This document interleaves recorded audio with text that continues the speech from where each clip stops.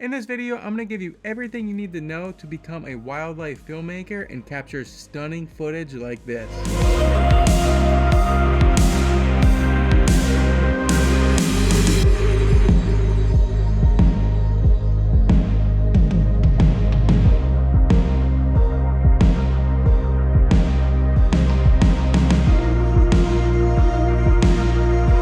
Hey, what's up guys? My name is Kris Luckenbach. I'm a photographer and videographer here in beautiful Kodiak, Alaska. You can see what I like to shoot, and I also like to post videos like this to teach you guys everything I know to help improve you. And I always look forward to comments and learning new things in the wildlife community. Consider subscribing to the channel if you want to see more of Alaska, more wildlife.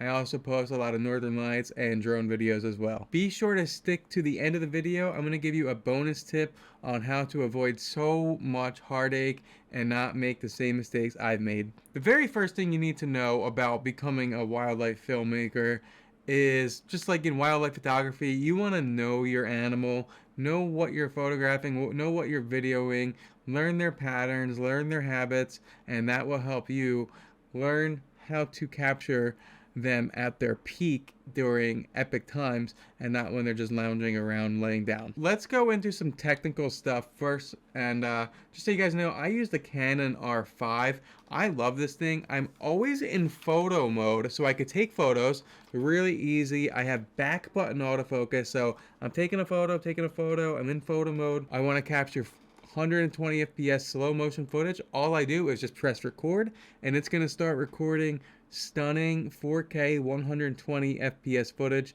It works really good. I have it set up so it shoots animal eye detection. Autofocus works very good. And then when I'm done recording, I'm back in photo mode. And if I want to shoot regular video, I can press the manual function button, and now I'm in regular video. Now, if you're not sure what frame rates are, if you're in North America like I am here in Alaska, we have 24 frames per second, 30 frames per second, 60 frames per second, and 120 frames per second. Now, they keep going higher. There's 240 frames per second. There's cameras that shoot 80,000 frames per second. If you're over in the UK or somewhere else that uses the PAL format, that's 25 FPS, 50 FPS, and 100 FPS. Now, what are the different frames per second and what do they do? 120 frame per second videos are going to be your slow motion. That's what's going to be your 4x slow motion. It's going to look really good. Your footage isn't going to look as shaky if you shoot it handheld, and that's just my favorite way to shoot. The step below is 60 frames per second. Now 60 frames per second is good because most cameras will capture the audio at 60 frames per second. The Canon R5, if I'm in 120 frames per second, it's not going to have audio, so you're not going to get that stuff if you want to capture like eagles making noise or bears growling or anything like that. You're going to want to shoot in 60 frames per second. The good thing about 60 frames per second is not only does it give you audio, you're also going to be able to slow your footage down by 2 times. 24 frames per second and 30 frames per second. If you ask 100 different people, you're going to get 100 different answers on what they prefer. I like to just keep it at 30 frames per second because most of my footage is going to be divisible by 30 frames. But that's just a long story, and whatever you're comfortable with.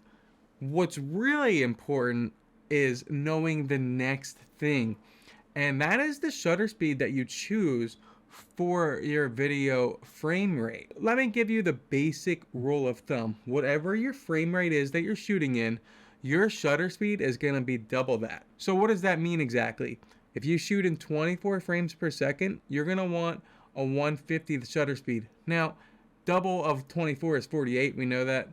Most cameras don't do 1/48th shutter. They're going to be 1/50th. I think DJI might have some of their cameras do a 1/48th shutter, but most of them is going to be 1/50th, and that's just as good. If you shoot in 30 frames per second, you're going to want 1/60th. If you shoot in 60 frames per second, your shutter speed is going to be 1/120th. And then if you shoot in 120 frames per second, you're going to want 240th shutter, which is really 1/250th on most cameras. The reason the frame rate and the shutter speed is so important is because if they do not line up, your footage is going to look stuttery, and to an untrained eye, You might record a video at 1/2000th of a shutter, and you're like, this looks good to me, but professionals are going to know right away. Their footage is going to look jittery, and the motion blur isn't going to be right. We know, I could spot it 90% of the time. Does that mean that there aren't scenarios where I do raise the shutter speed? No, I think I do it. I think professionals do it, but I believe it's the most important aspect, is getting the best possible motion blur. That is going to make your footage look the best. So if you're using a lens like the 400 f2.8 and you're shooting in broad daylight, well, f2.8 and 2/50th of a shutter, it's going to be super bright. You're either going to want to get some ND filters for your camera or your lens, or you're going to raise your aperture. And if you don't want to do any of that, then last resort is you're going to raise your shutter speed or make your shutter speed faster. Just know that that should be your last resort. Make sure your ISO is at as low as it can go, and shutter speed should be the last thing you touch, if you should even touch it at all. And then, so what do if it's a little bit darker and you're shooting at the lowest you can go? So f7.1 here on 500 millimeters, and my shutter speed is good. Well, you're gonna have to raise your ISO, and I confidently can shoot in higher ISOs. I think anything from 3200 to 6400 is usable. Anything higher gets pretty noisy pretty fast, especially in the shadows. If you notice your footage is very noisy, you can resort to plugins like Topaz Video AI, neat video plugin for Premiere Pro or DaVinci Resolve.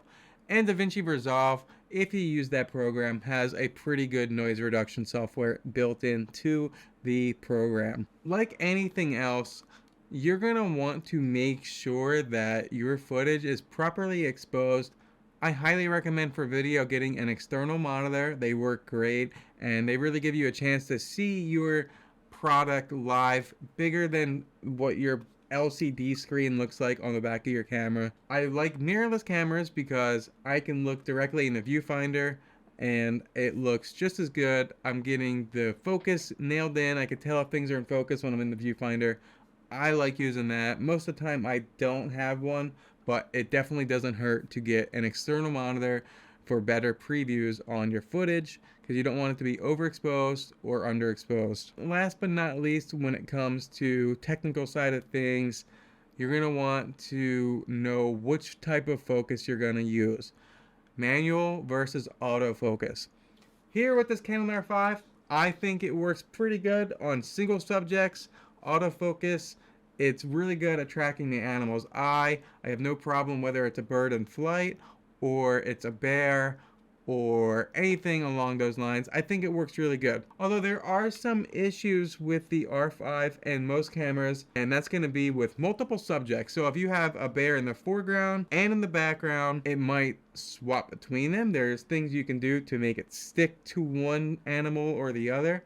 But one thing I want to do is, if the animals are not moving, for example, when I was in Anchorage a couple months ago, I was photographing and getting some video of this white raven, which was one of my viral videos on Instagram. The raven was above me a little bit, and it was kind of behind some branches. For photos, it was tracking really good on the eye, but I noticed with video, it was not tracking the eye. It was stuck on the branches in front of the raven. So what did I do? I switched back to photo mode. I focused on the raven because it was perched up in a tree. I turned off my focus, so now my autofocus is off on my lens, and now I'm in manual focus, and then I pressed record, and I got some awesome footage of the white raven of Anchorage. Next up on the list is ensuring you have a smooth and stable shot. The number one way to do this is by using a tripod, and if you have a bigger lens, even like this R5 with the 100 to 500, or bigger lenses like the 400 f2.8 or the 600 f4,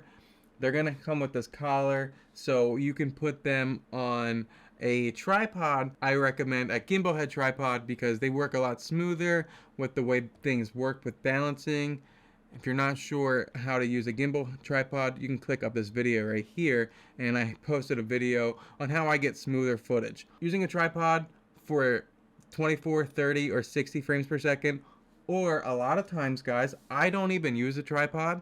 I'll shoot in 4K 120 FPS, so I'm in slow motion. When you shoot in slow motion, your mistakes are going to be less noticeable. They're going to be slowed down, and they're going to be more forgiving to edit and making those videos a little bit smoother. Let's just take a quick look at this shot here. This is no stabilization in Premiere Pro. This is just straight out of the camera.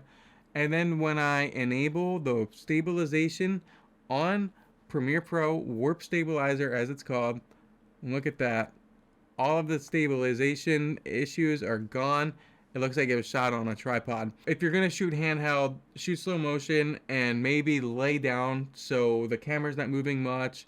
Anything you could do to rest your arm on something, like I'm resting on this desk here. I got my camera to my eye. I'm recording in slow motion like that. I'm trying to hold still. I'm leaning against a tree, or I'm laying down on the ground. And then Premiere Pro is going to be on your side when you want to reduce some camera movement and use Warp Stabilizer. Now that you know what shutter speed you want to use, you got your tripod, or you got your footage nice and smooth and stable, let's talk about color correction. Now, if you're new to videos, if you're new to editing, I recommend just shooting in a standard color profile. Most cameras have a really nice standard color profile, and if you shoot a properly exposed image, it's going to look great right out of the box. No issues. You're not going to have to worry about anything. You can just upload it straight to Instagram as is, and it looks really good. Take a look at my friend Jennifer Fogel-Smith's Instagram page. She has some amazing footage, and she shoots in the normal color profile. The big limitation of shooting in a standard color profile is you're gonna have reduced control over the colors, highlights, shadows, and the white balance. If you want to have as much possible control to your footage, you're gonna want to shoot in a log profile. This gives you a chance to make the footage look exactly how you want it. This is more for advanced photographers and videographers. It's almost equivalent to shooting in RAW. However, if you shoot in like raw photos, you have a lot of control. And then finally, shooting in C-Log gives you a chance to grade your footage into special colors like this here. Take a look at these bears that I recorded in C-Log. Now I color correct them, and now I add the color grade to it. It looks so much better. It looks like it's got its own unique style. And that is why I personally like to shoot in C-Log. If you like those colors that you just saw in that video, check out my website, KrisLuckPhoto.com. I have 3 color grades available for sale. They're $10, and they are gonna give you those same colors that you just saw. You just simply color correct your footage and then apply the color grade on top of them. That is pretty much everything you need to know to capture footage professionally. Make sure it's smooth, and that way if you want to do stock footage, if you want to sell your footage to National Geographic, if you get that far, or if you want to just upload to Instagram and be well respected in the wildlife community, follow those steps and you're gonna improve over time. You're not gonna learn everything in one shot, but I highly recommend that you give everything I gave you a full listen and understanding. And finally, I'm going to give you my bonus tip, and that is to never ever delete your footage unless it's absolutely terrible, like out of focus, or you weren't even recording the animal or something. Don't delete your footage. Always get it backed up twice on a memory card and maybe 1 or 2 hard drives.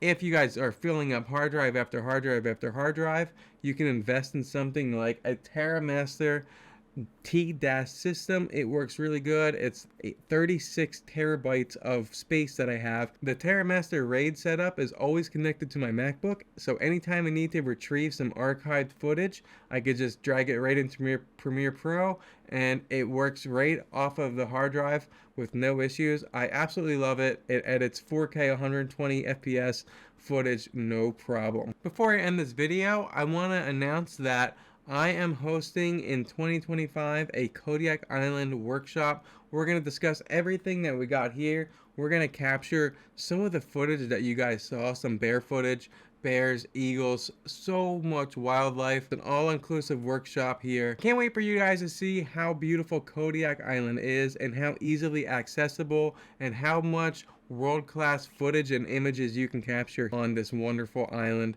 during the summertime. If you guys want to learn more about it, click up my website right here, KrisLuckPhoto.com/workouts. Workouts. No. Workshops. KrisLuckPhoto.com/workshops. Anyway, that's all I have for you guys. I hope that you guys learned something new. I hope this video helped you. The world today is moving to the video side of things, so it's time for you guys to catch up. If you guys like the channel, if you like the video, if you want to see more of Alaska, consider subscribing to the channel. And with that said, I'm going to leave you with this awesome experience I had shooting with my favorite lens, the Canon RF 400 f2.8 here in beautiful Kodiak, Alaska, getting some awesome footage of bears. That's all I got. Bye.